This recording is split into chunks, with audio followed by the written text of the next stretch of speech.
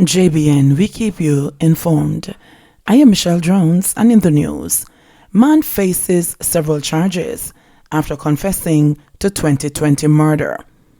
29-year-old Jermaine Price of Grandison Path in Kingston has been charged on several counts after he allegedly attacked, robbed and killed a man on Central Road in the parish on July 17, 2020. Price was charged after he reportedly confessed during an interview in the presence of his attorney yesterday. He is charged with murder, conspiracy to murder, robbery with aggravation, illegal possession of firearm, and illegal possession of ammunition. Reports are that the now deceased man was walking along the roadway when he was attacked by the accused and another man, who opened gunfire, hitting him in the upper body. The deceased, who was subsequently identified as 46-year-old Leroy Jones, otherwise called Tony, a security officer of Central Road, Kingston 10, died on the spot. The police said Jones was also robbed of his licensed Glock pistol and an undetermined sum of money in the incident. Price was later held by the police during an operation at his home. Man charged in Kingston double murder. A man has been charged in connection with the murder of two men whose bodies were discovered in a motor car on Maple Leaf Avenue, Kingston 10, on Thursday, March 18. He has been identified as 32-year-old Ramesh Reed of a Sunrise Crescent address in Kingston 19.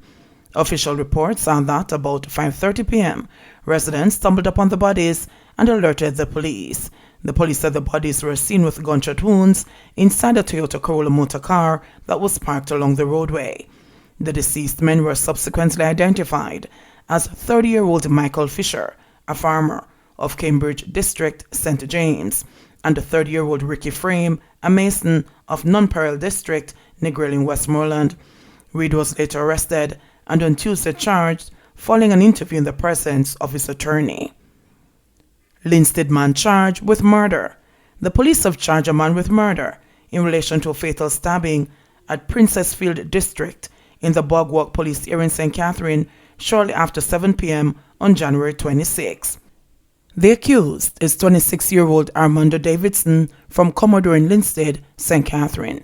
He appeared in the St. Catherine Parish Court on Wednesday, April 28, and was remanded in custody until June 30. Davidson is charged with the killing of a 28-year-old Mason, O'Shane Williamson, from High Mountain District in Bogwalk, St. Catherine. Reports are that Williamson was involved in an altercation with Davidson when he allegedly used the machete to inflict chop wounds to him. Davidson then stabbed him with a knife. He was taken to hospital, where he was later pronounced dead. Williamson was buried at Commodore Cemetery in Linstead on April 22. Indicom concerned about frequent accidental discharge of firearm. The Independent Commission of Investigations, Indicom, is concerned about the frequency of incidents of accidental discharge of firearms by members of the security forces. Indicom is asking law enforcement bodies to take all the necessary steps to ensure that the training mechanisms, firearm discipline or retraining where necessary, are carried out to ensure that firearms are handled in the best interest of the public safety and security personnel themselves. At its first quarterly press briefing for the year, Indicom indicated that in 2019, there were 25 incidents of the accidental discharge of a firearm by members of the Jamaica Constabulary Force, JCF. There was no case involving members of the Jamaica Defense Force, JDF, in 2019. In 2020, there were 30 instances of accidental discharge of a firearm by JCF members and 5 by JDF personnel. In 2021, for the quarter ending March 31, there were 2 cases of accidental discharge of a firearm by the JCF and 1 by the JDF. Indicom said further data analysis showed that in 2020, 9 of the accidental discharge incidents resulted in 8 cops being injured and 1 person from the JDF being injured. Up to the end of April this year, there have been 3 accidental discharge incidents in which 4 police personnel have been injured. Government to spend $329 million more on tablets for students. A $329 million backed Serve Jamaica digital device program was announced on Wednesday by Finance Minister Dr. Nigel Clark, to help students acquire tablets and computers. Clark, in announcing the program in Parliament, said each member of Parliament will have up to $3 million to spend.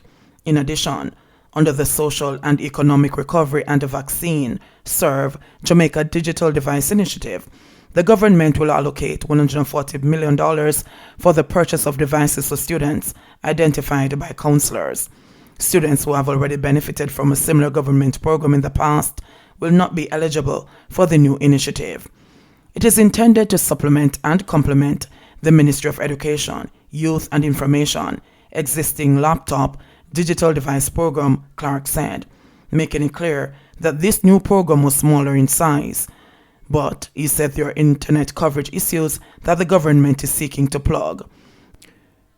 Members of Parliament and councillors know the students and families who are not enrolled in PATH, for instance, and others who for technical reasons wouldn't even qualify, but who are in every practical sense in need of assistance, the Finance Minister underscored. The devices are to be procured by eLearning Jamaica, and the Ministry of Finance will make direct payments to the suppliers by instructions from the Accountant General's Department. Chuck wants expungement of criminal records of more ex-offenders. Minister of Justice Delroy Chuck wants to see the expungement of the criminal records of more ex-offenders who have long given up on a life of crime and are now upstanding citizens. Expungement involves the formal removal of a conviction from an individual's criminal or police record after a specific period of time has elapsed and after certain requirements have been met. Chuck lamented that many applications for expungement are turned down because they do not meet the requirements under the existing legislation. He therefore noted that his intention is to bring to Parliament an amendment to the existing law that will allow additional conditions under which expungement can be approved. There are so many cases which cry out for expungement, but because they are in the third schedule of the Act, they cannot be expunged, he said, while making his contribution to the 2021-2022 sectoral debate in the House of Representatives on Tuesday. Expungement is guided in Jamaica by the Criminal Records Rehabilitation of Offenders Act of 1988. The principle underlying this provision is that a person who has made a sincere and a successful attempt to be law-abiding should be given the opportunity to start afresh without being haunted by his or her unfortunate past. Chuck pointed out that while the crimes were serious at the time they were committed and the persons were given long sentences of 10 years and more, they have returned to their community. They have lived a fairly upright life for 15 to 20 and more years, and now they would like their sentence to be expunged. If they have served their time, paid their dues, and after 10 years or 15 or 20 years, I think the opportunity should be given to them for their sentence to be expunged, he stressed. He noted that he will be taking the matter to Cabinet shortly, then Parliament, for us to examine it, because yes, we must be careful. Yes, we must make sure that when we expunge a record, that individual has demonstrated that they have given up on crime and that they'll continue to lead a decent life. Persons who would like their records to be expunged may make an application through the Ministry of Justice to be reviewed by the Criminal Records Rehabilitation of Offenders Board. To qualify for expungement, the offence in question must be one that attracts a non-custodial sentence or a sentence of imprisonment not exceeding 5 years. The person in question must also not have had any other convictions during a specified period of time referred to as the rehabilitation period. Offences such as the import and export of narcotics, example cocaine and marijuana, murder, rape, and some offences under the Malicious Destruction of Property Act, such as arson, cannot be expunged under the current law. Jamaica records 144 new COVID cases, 4 more deaths. 144 people tested positive for COVID-19 in the past 24 hours, as 4 more people in Jamaica died from the virus. The latest figures push the country's pandemic totals to 46,338 confirmed cases and 798 deaths. The Kingston and the St. Andrew area and the St. James had 21 cases each. St. Catherine had 17. 14 were recorded in Manchester, 13 in St. Elizabeth, 12 in St. Anne, and 10 in Portland. Clarendon had 9 cases. Westmoreland had 8. Trelawney and Hanover had 7 each. St. Mary had 4 and St. Thomas 1. The 144 cases were split between 79 females and 65 males within a 1 day to 95 years age range. The deaths are as follows: an 84-year-old female from Kingston and St. Andrew, a 95-year-old female from Kingston and St. Andrew, a 63-year-old female from Manchester, a 95-year-old male from Clarendon. His death was previously under investigation. Meanwhile, 114 patients recovered from the virus.